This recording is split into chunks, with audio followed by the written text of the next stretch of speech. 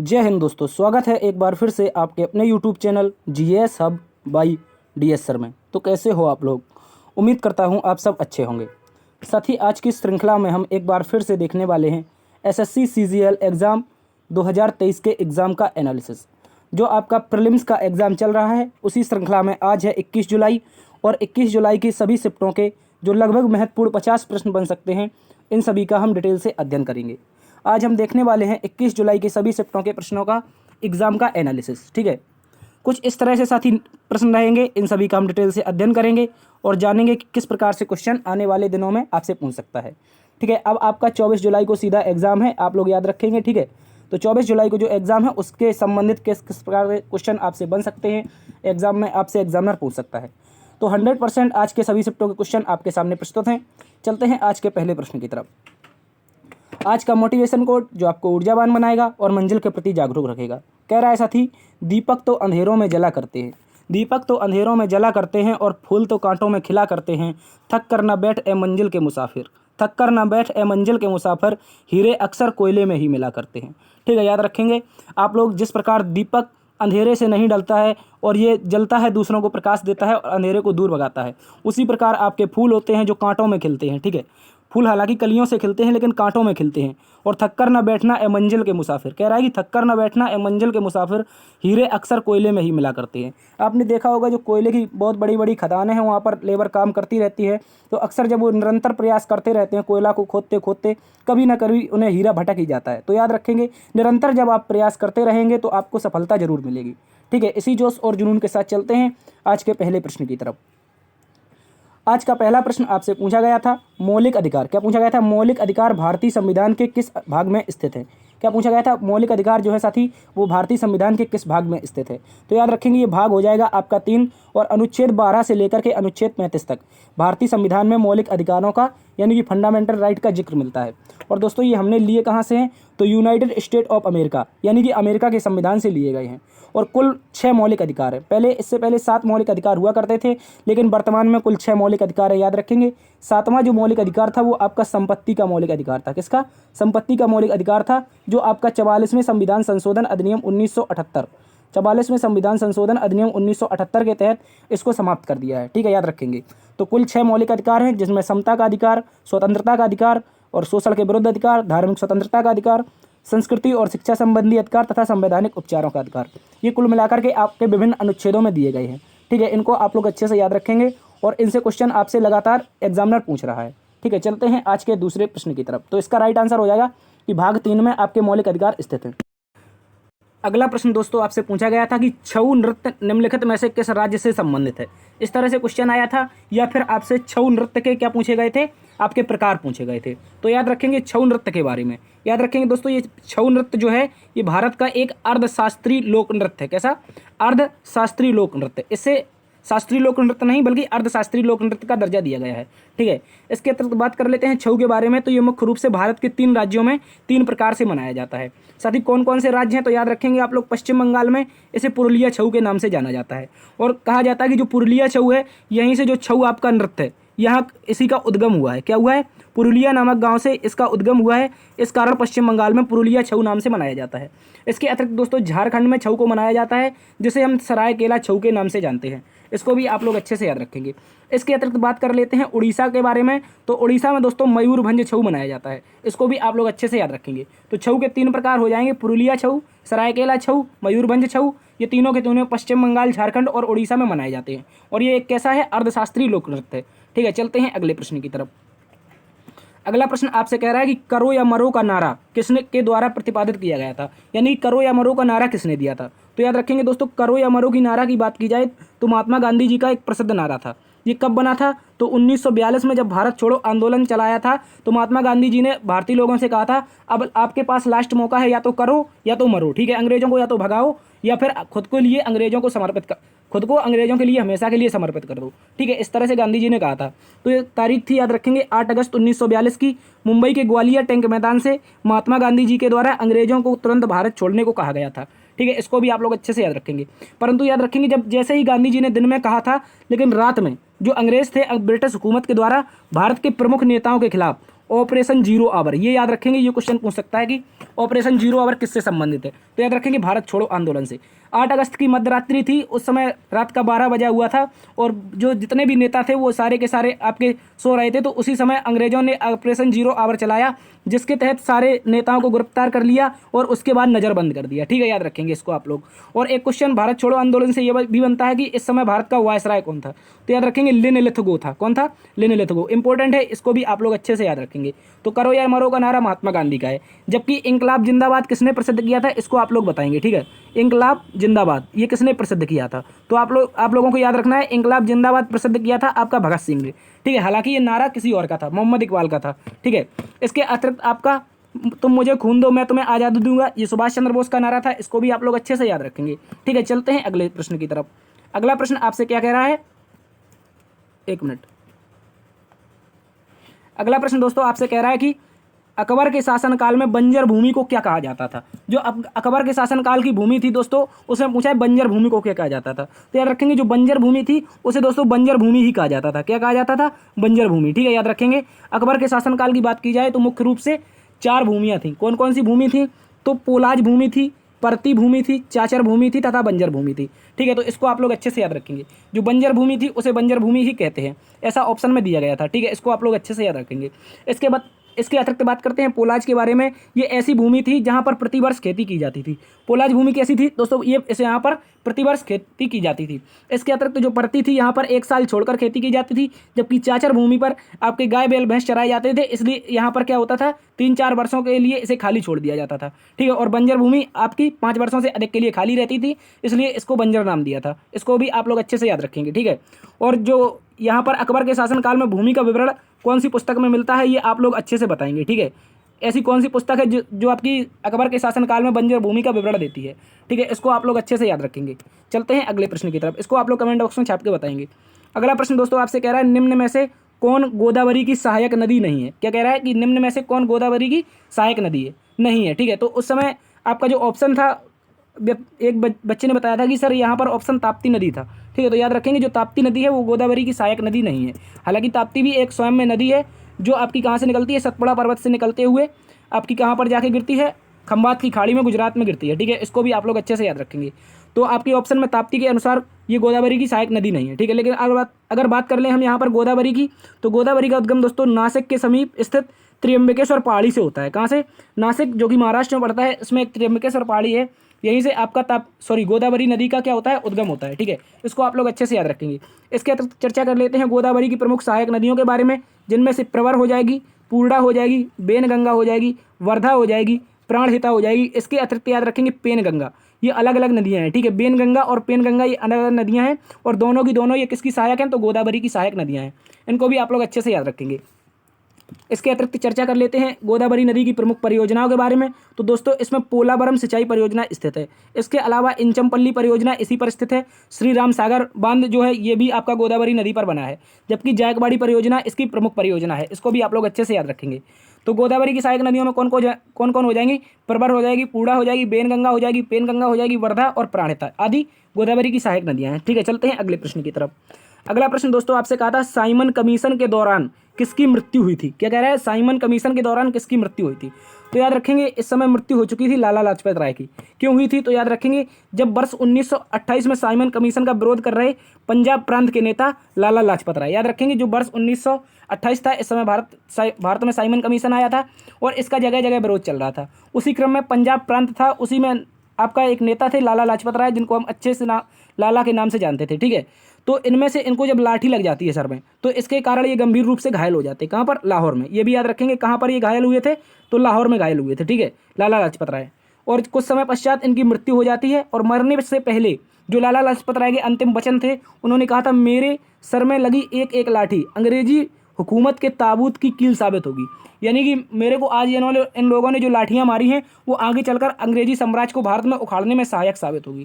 ठीक है, इसको भी आप लोग अच्छे से याद रखेंगे।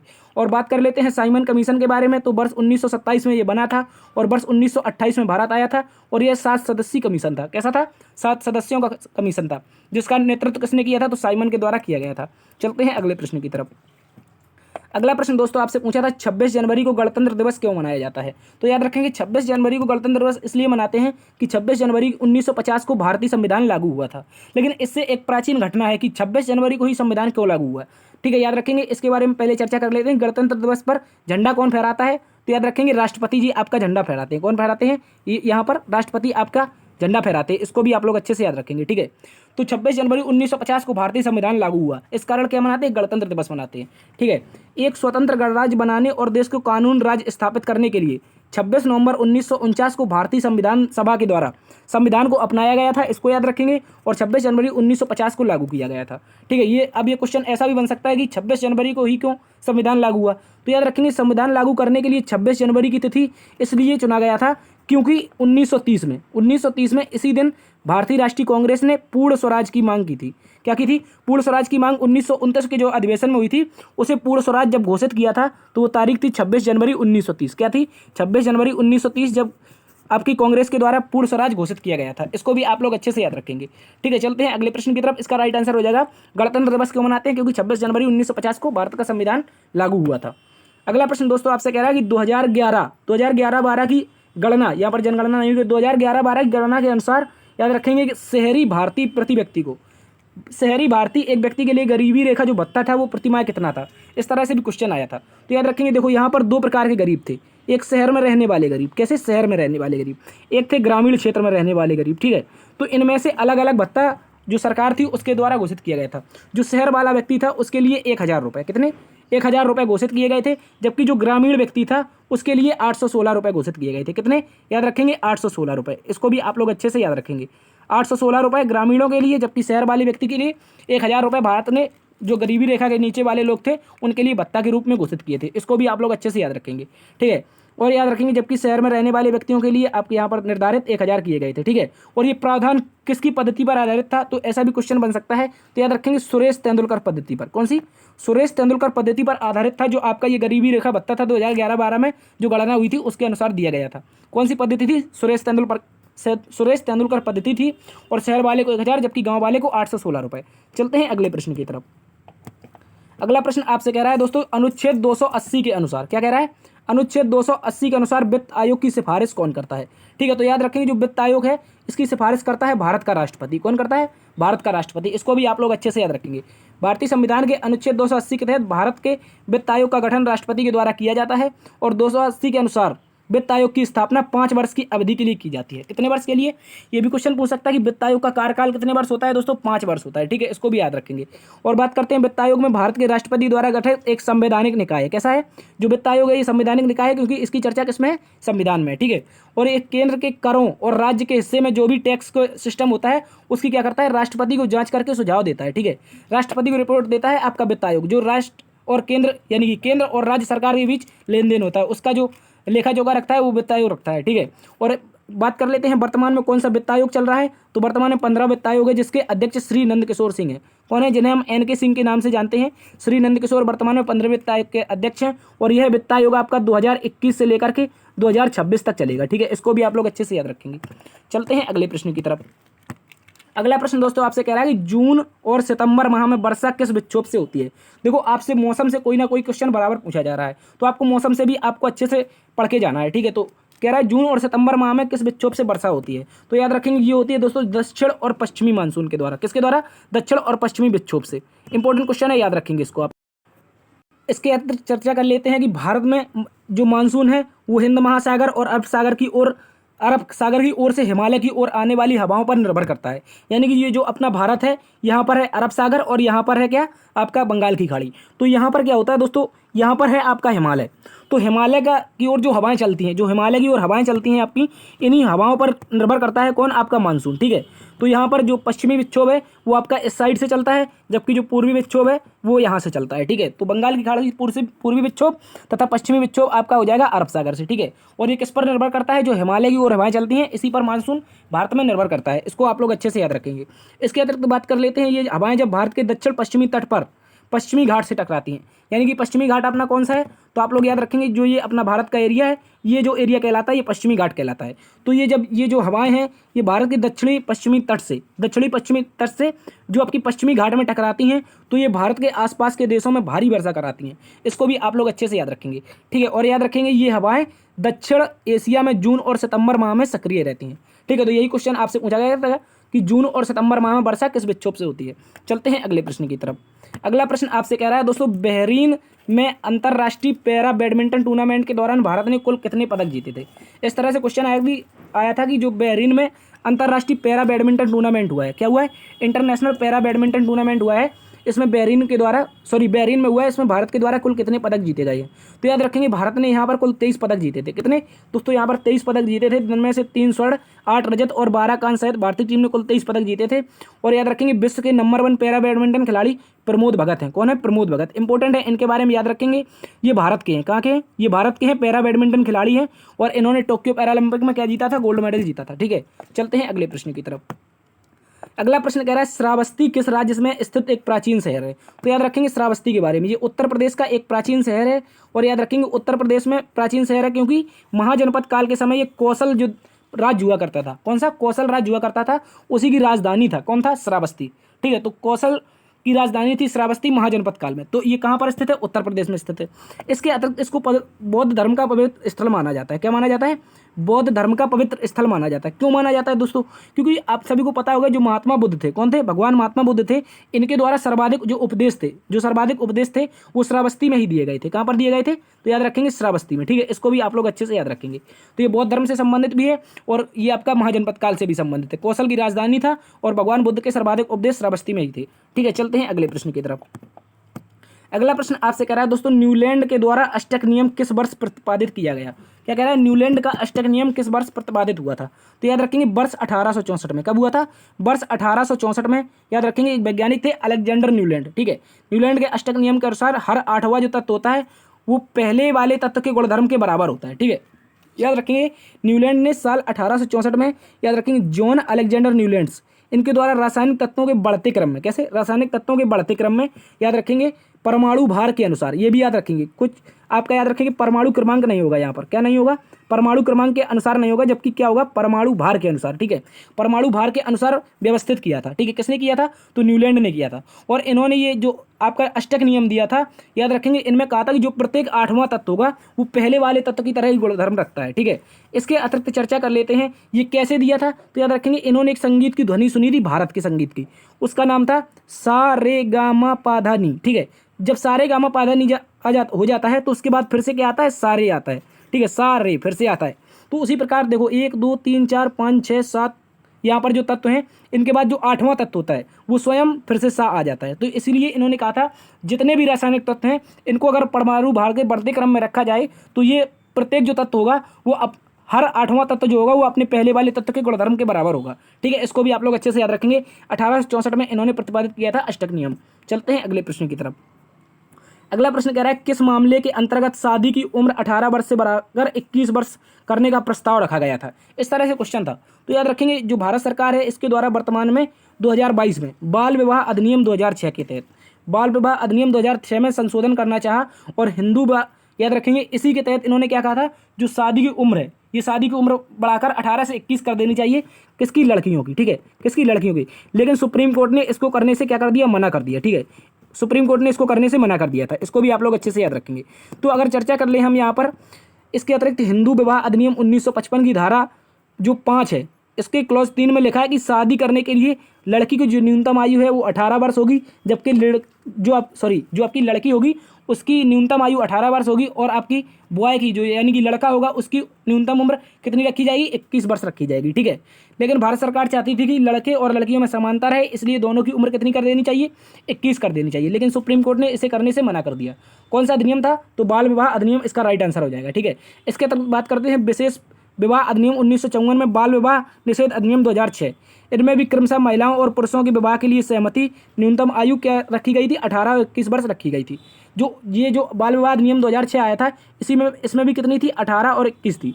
और जो आपकी हिंदू कोड बिल है इसमें भी कितनी है, 18 21 है। लेकिन सरकार क्या चाहती थी, 21 21 कर दी जाए, लेकिन सुप्रीम कोर्ट ने क्या कर दिया, मना कर दिया, ठीक है। याद रखेंगे, इसको भी आप लोग अच्छे से। चलते हैं अगले प्रश्न की तरफ। अगला प्रश्न आपसे कह रहा है स्टेट ड्राइव शब्दावली किस खेल से संबंधित है। क्या कह रहा है दोस्तों, स्टेट ड्राइव जो शब्दावली होती है वो किस खेल से संबंधित हो जाएगी। तो याद रखेंगे स्टेट ड्राइव होती है आपकी क्रिकेट में, क्योंकि जो बैट्समैन होता है जब वो बल्ला मारता है, जो गेंद सीधी विकेटों की सीमा में जाकर बाउंड्री में टकराती है, कहाँ पर बाउंड्री में टकराती है, तो इसे क्या कहा जाता है, स्टेट ड्राइव कहा जाता है। ठीक है, इसको याद रखेंगे। इसके अतिरिक्त बात कर लेते हैं क्रिकेट से संबंधित अन्य जो शब्दावलियां हैं, उनमें से maiden over, follow on, rubber, aces, catch, bowl, stump, run out, LBW, hit wicket, not out, no ball, wide ball, dead ball, over throw, bye, leg bye, cover drive, leg cut, hook, glance, stroke और spot हो जाएगा, follow हो जाएगा, six हो जाएगा, follow through हो जाएगा।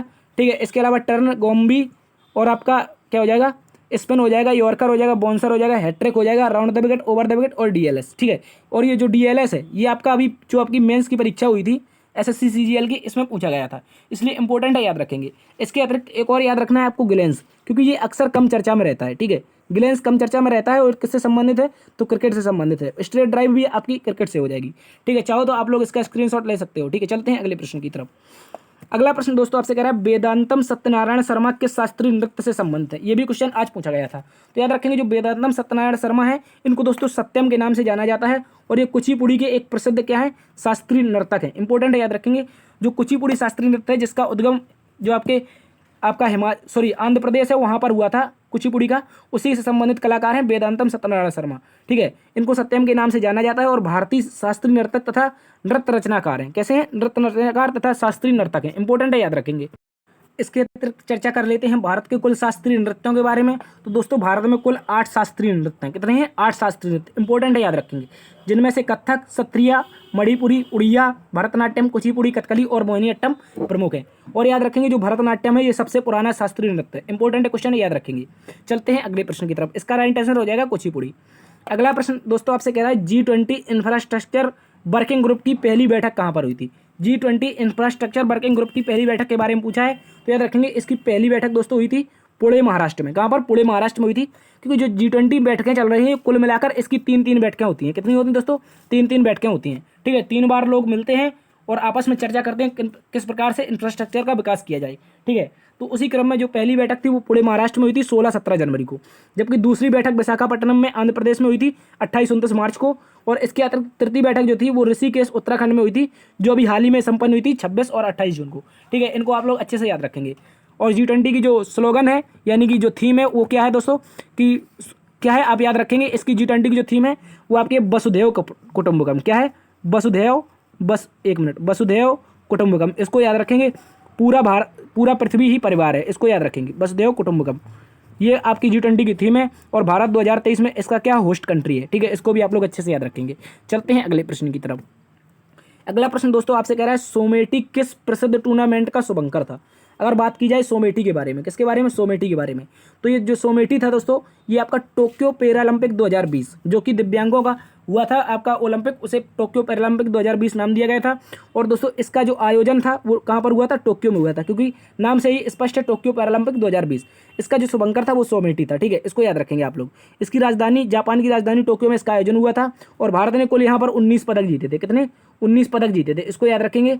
और इसमें भारत को 24वां स्थान प्राप्त हुआ था। कौन सा, जो पैरालंपिक है, देखो हम चर्चा कर रहे हैं पैरालंपिक की, ना कि ओलंपिक की। ठीक है, पैरालंपिक में भारत को 19 पदक मिले और 24वां स्थान मिला और इसी के साथ 5 गोल्ड भी मिले थे। कितने गोल्ड, 5 गोल्ड। ठीक है, इसको याद रखेंगे। इसके अतिरिक्त बात कर लेते हैं टोक्यो ओलंपिक 2020 के बारे में। दोस्तों इसका शुभंकर जो था वो मिराई तोबा था और भारत ने टोक्यो ओलंपिक में कुल 7 पदक जीते थे और भारत को 48वां स्थान प्राप्त हुआ था। इसको भी आप लोग अच्छे से याद रखेंगे। चलते हैं अगले प्रश्न की तरफ।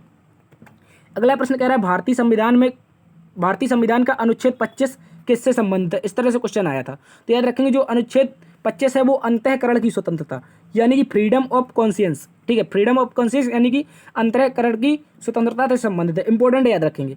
अंतःकरण की स्वतंत्रता क्या होती है दोस्तों, देखो जैसे कि कोई देवी देवता है, जैसे आप हिंदू धर्म को मानते हैं, किसको मानते हैं, हिंदू धर्म को या इस्लाम को मानते हैं। ठीक है, तो आप किसी व्यक्ति को भगवान या उसके रूपों के साथ अपने ढंग से संबंध बनाने का आंतरिक स्वतंत्रता है। यानी कि जो अंतःकरण की स्वतंत्रता है वो आपके धर्म के अपनाने के लिए आप किसी को जबरदस्ती बाध्य नहीं कर सकते, कोई भी धर्म के लिए। ठीक है, उसी को कहा जाता है फ्रीडम ऑफ कॉन्शियंस। इंपॉर्टेंट है, याद रखेंगे। अनुच्छेद 25 धर्म को मानने किसी व्यक्ति को अपनी धार्मिक आस्था तथा विश्वास का सार्वजनिक तथा बिना भय के घोषणा करने का अधिकार है। यानी कि जो भी व्यक्ति है, जैसे मान लीजिए हम हैं, तो हम कह सकते हैं कि हम इस धर्म को मानते हैं और इस धर्म के हम कट्टर समर्थक हैं, ठीक है। इसको भी आप लोग अच्छे से याद रखेंगे।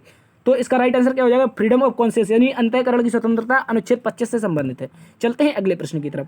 अगला प्रश्न दोस्तों आपसे कह रहा है निम्नलिखित में से कौन सी जायद की फसल है। तो क्वेश्चन आया था कि जो जायद की फसलें होती हैं, तो कोई फसल से भी क्वेश्चन कोई ना कोई आ रहा है, तो जायद की फसल इस बार पूछी गई थी। तो सबसे पहले चर्चा कर लेते हैं जायद की फसल के बारे में। तो जो जायद की फसल है दोस्तों मुख्य रूप से मार्च अप्रैल माह में बोई जाती है। कब बोई जाती है, मार्च अप्रैल माह में, ठीक है। इसके अतिरिक्त इसे ग्रीष्म ऋतु की फसल कहा जाता है। किसकी, जो ग्रीष्म ऋतु है इसकी फसल कहा जाता है किसको, जो आपकी जायद की फसल है, ठीक है। जायद की फसल सामान्यतः उत्तर भारत में मार्च अप्रैल में बोई जाती है। इस वर्ग में की फसलों में तेज गर्मी शुष्क हवाएं सहन करने की क्षमता होती है।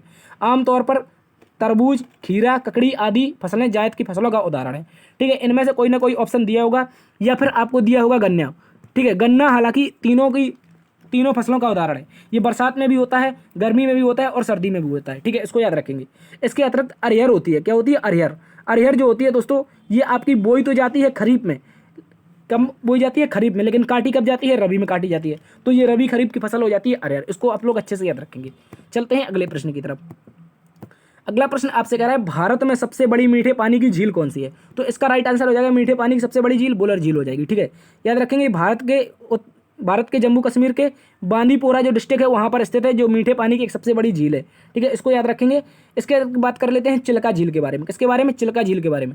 यदि चर्चा करें दोस्तों चिल्का झील के बारे में, तो ये एक लेगून झील का उदाहरण है। कौन सी झील का, लेगून झील का उदाहरण है। इंपॉर्टेंट है, याद रखेंगे। और भारत की सबसे बड़ी खारे पानी की झील है। कैसी, भारत की सबसे बड़ी खारे पानी की झील है। इसको भी आप लोग अच्छे से याद रखेंगे। यह भारतीय राज्य उड़ीसा में स्थित है, इसको याद रखेंगे। चलते हैं अगले प्रश्न की तरफ। अगला प्रश्न दोस्तों आपसे कहा था भारत के सुप्रसिद्ध संगीतकार पंडित किशन महाराज किस वाद्य यंत्र से संबंधित है। इस तरह से क्वेश्चन आया था कि जो भारत के सुप्रसिद्ध संगीतकार हैं पंडित किशन महाराज, ये किस वाद्य यंत्र से संबंधित है। तो याद रखेंगे दोस्तों ये बजाते हैं तबला। क्या बजाते थे, तबला, सॉरी, ये बजाते थे तबला। और बात कर ले अगर पंडित किशन महाराज की, तो वाराणसी घराने से संबंधित थे। कौन से घराने से, वाराणसी घराने से संबंधित एक सुप्रसिद्ध तबला वादक थे। 1973 में पंडित किशन महाराज को क्या मिला था, पद्मश्री मिला था। याद रखेंगे पंडित जो किशन महाराज है 1973 में पद्मश्री, जबकि वर्ष 2002 में पद्म विभूषण से सम्मानित किया गया था। और अगर बात कर लेते हैं इनके देहावसान की यानी कि मृत्यु की, तो 2008 में इनकी मृत्यु हो गई थी। ये भी आप लोग अच्छे से याद रखेंगे। चलते हैं अगले प्रश्न की तरफ। अगला प्रश्न पूछा था एनएनपी किसके बराबर होता है। तो एनएनपी के बारे में दो चीज़ें याद रखनी है। एक तो जीएनपी माइनस अवमूल्यन। क्या होता है, जीएनपी माइनस अवमूल्यन। या तो ऑप्शन में ये दिया होगा या फिर दिया होगा GNP is equal to GDP plus विदेशी आय माइनस मूल ह्रास। क्या दिया होगा, NNP is equal to GDP plus विदेशी आय माइनस मूल ह्रास, ठीक है। इसको याद रखेंगे। याद रखेंगे यह सकल राष्ट्रीय उत्पाद के रूप में संदर्भित होता है। इसे क्या कहते हैं दोस्तों, नेट नेशनल प्रोडक्ट। क्या कहते हैं, नेट नेशनल प्रोडक्ट कहा जाता है एनएनपी को, ठीक है। तो इसी से संबंधित आता है कि नेट का मतलब हो जाता है जो भी मूल ह्रास होगा, जितना भी खर्चा आएगा वो सब घटा दिया जाता है।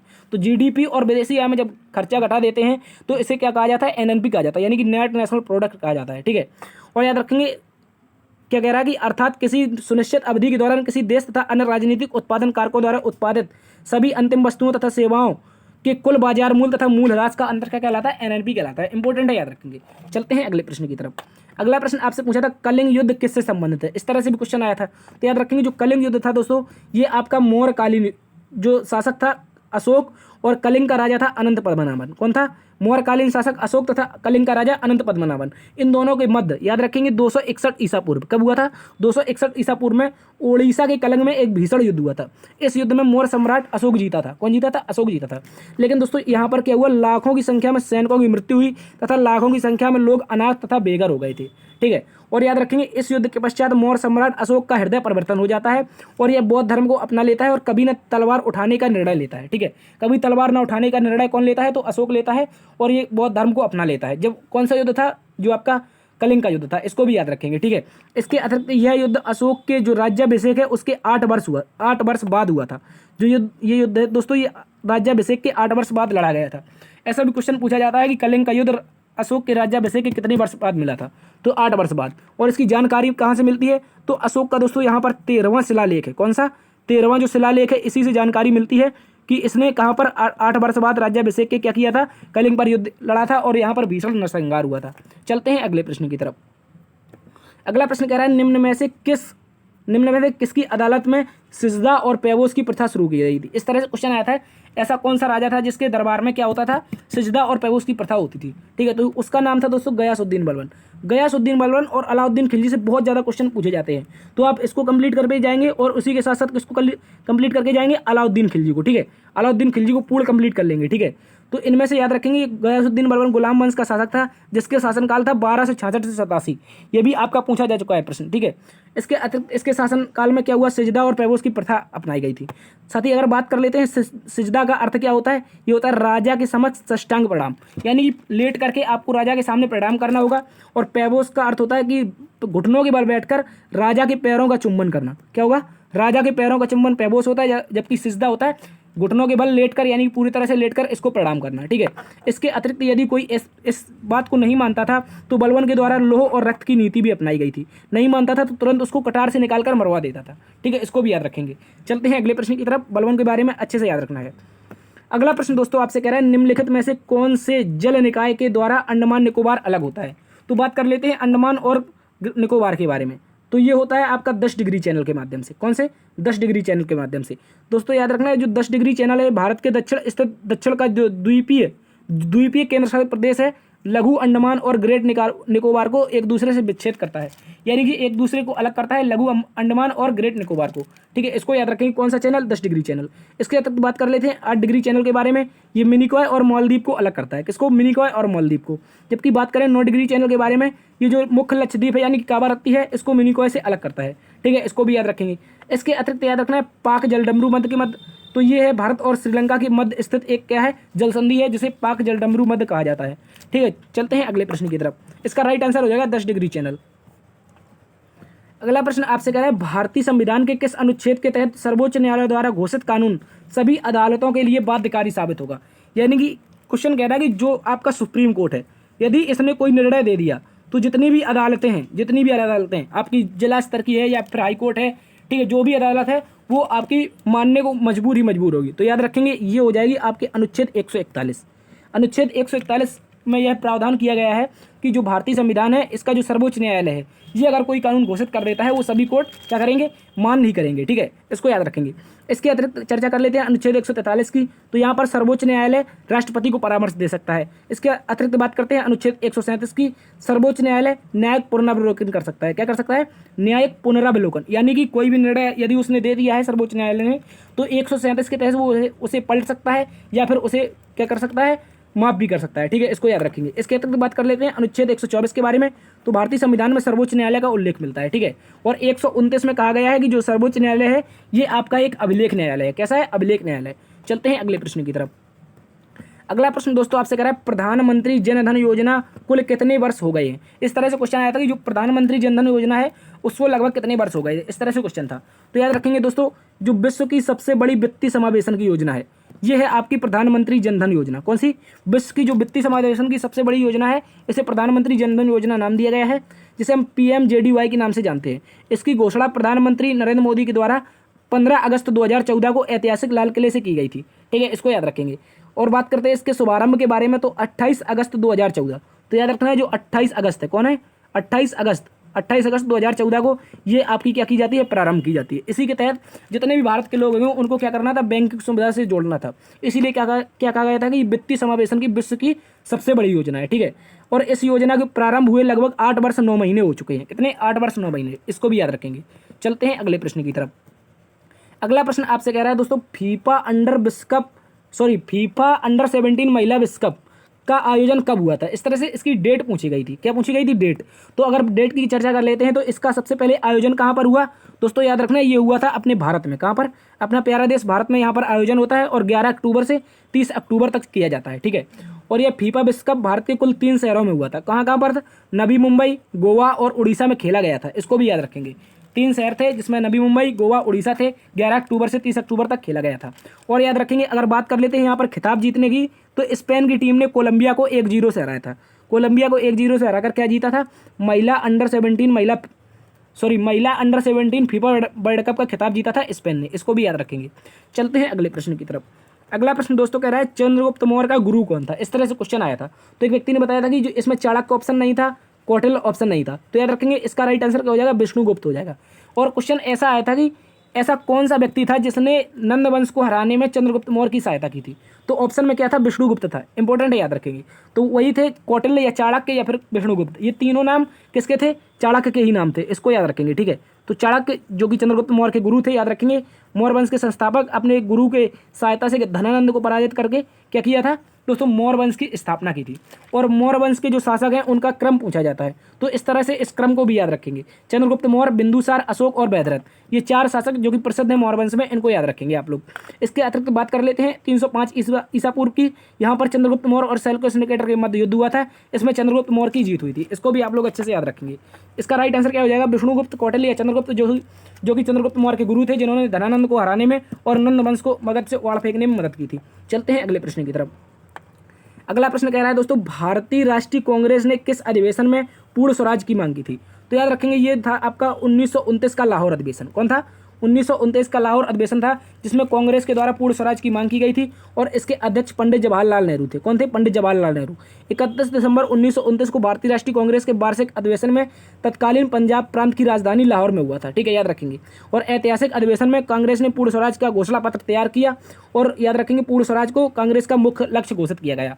और पूर्ण स्वराज घोषित कब किया था? तो अभी हमने चर्चा की थी 26 जनवरी 1930 को कांग्रेस ने अपना पूर्ण स्वराज घोषित भी कर दिया था। ठीक है, याद रखेंगे। पंडित जवाहरलाल नेहरू इस अधिवेशन के क्या थे? अध्यक्ष थे। चलते हैं अगले प्रश्न की तरफ। अगला प्रश्न दोस्तों आपसे पूछा था, नर्मदा नदी का उद्गम कहाँ से होता है? तो याद रखेंगे नर्मदा नदी का उद्गम होता है मध्य प्रदेश के अनूपपुर डिस्ट्रिक्ट से। कहाँ से? नर्मदा नदी है जो ये अनूपपुर डिस्ट्रिक्ट से याद रखेंगे उद्गम होता है। और अगर पूछा जाए कौन सा स्थल है, तो याद रखेंगे अमरकंटक। अमरकंटक में अमरकुंड नामक स्थल है। कौन सा? अमरकंटक में अमरकुंड नामक स्थल है, यहीं से नर्मदा कुंड नामक स्थल है, यहीं से क्या होता है? नर्मदा नदी का उद्गम होता है। और याद रखेंगे जो नर्मदा नदी है दोस्तों मध्य प्रदेश, महाराष्ट्र और गुजरात से होकर बहती है। ठीक है, इसे जीवनदायिनी के महत्व के लिए मध्य प्रदेश तथा गुजरात की जीवन रेखा भी कहा जाता है। क्या कहा जाता है? मध्य प्रदेश और गुजरात की जीवन रेखा कौन है? तो नर्मदा नदी है। इंपॉर्टेंट है, याद रखेंगे। और गुजरात में स्थित खंबात की खाड़ी में ये ऐश्वर्य का निर्माण करते हुए अरब सागर में विलीन हो जाती है। इसको भी आप लोग अच्छे से याद रखेंगे। तो नर्मदा नदी ऐश्वर्य का निर्माण करती है, खंबात की खाड़ी में गिरती है, अरब सागर में विलय होती है। ठीक है, चलते हैं अगले प्रश्न की तरफ। अगला प्रश्न आपसे पूछा गया था दोस्तों, FTX क्रिप्टो कप किस खेल से संबंधित है? क्या पूछा था? FTX क्रिप्टो कप किस खेल से संबंधित है? तो याद रखेंगे ये दोस्तों हो जाएगा शतरंज से। किससे? शतरंज से। ये चर्चा में क्यों रहा है? तो भारत के एक युवा ग्रैंड मास्टर है आर प्रज्ञानंद। कौन है?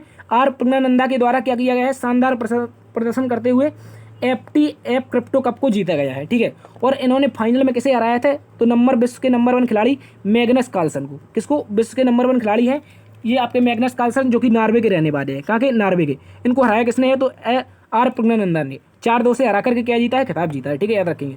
और प्रज्ञानंदा ने कार्लसन को लगातार 3 बाजियां जीती और जिसे टाई ब्रेक के बाद 2 बाजियां भी शामिल थी। ठीक है, इसको भी आप लोग अच्छे से याद रखेंगे। ठीक है, तो इसका राइट आंसर क्या हो जाएगा? ये जो FTX क्रिप्टो कप है ये आपका शतरंज से संबंधित हो जाएगा। ठीक है, चलते हैं अगले प्रश्न की तरफ। अगला प्रश्न आपसे दोस्तों पूछा था कि झाबेरी बहनों का संबंध किस शास्त्रीय नृत्य से है? तो ये हो जाएगा दोस्तों मणिपुरी शास्त्रीय नृत्य। याद रखेंगे झाबेरी बहनों की बात की जाए तो इनमें नयना झाबेरी, स्वर्णा झाबेरी, रंजना झाबेरी का नाम आता है और ये मणिपुरी शास्त्रीय नृत्य को एक इन्होंने खास पहचान दिलाई है। ठीक है, ये बहनें मणिपुरी शास्त्रीय नृत्य की प्रख्यात क्या है? नृत्यांगना है। और जो मणिपुरी शास्त्रीय नृत्य है ये किस राज्य से संबंधित है? तो याद रखना है मणिपुर से संबंधित है। किससे? मणिपुर से। इंपॉर्टेंट क्वेश्चन है, याद रखेंगे। अगला क्वेश्चन आपसे पूछा गया था मौलिक कर्तव्य किस अनुच्छेद में से संबंधित है? इस तरह से क्वेश्चन आया था, तो याद रखेंगे। और अगर अनुच्छेद पूछा है तो अनुच्छेद 51A है, यदि भाग पूछा है तो भाग 4A है। ठीक है, याद रखेंगे।